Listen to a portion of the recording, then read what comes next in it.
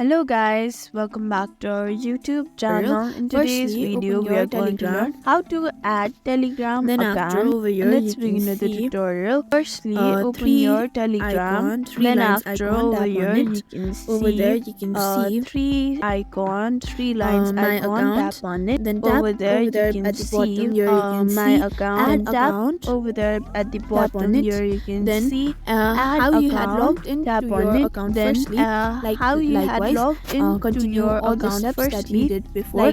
Likewise, I'll teach it again. continue all the steps that you did Choose before. your country I'll and teach you. I'll enter teach your it phone again. number. Choose your country Then tap on and enter your the phone number. right Then tap arrow. on Then the after, right arrow. they will Then send after, you a Telegram they will code. send Enter your you a Telegram code. Telegram And after, code. Enter your Telegram code. Then there after, you go. there you go. You have added your account. You have added your Telegram account. Another You have Telegram added your account. Telegram Here you can see it. Thank you for watching this video. Make sure you like, share, and subscribe to our YouTube channel for more such content.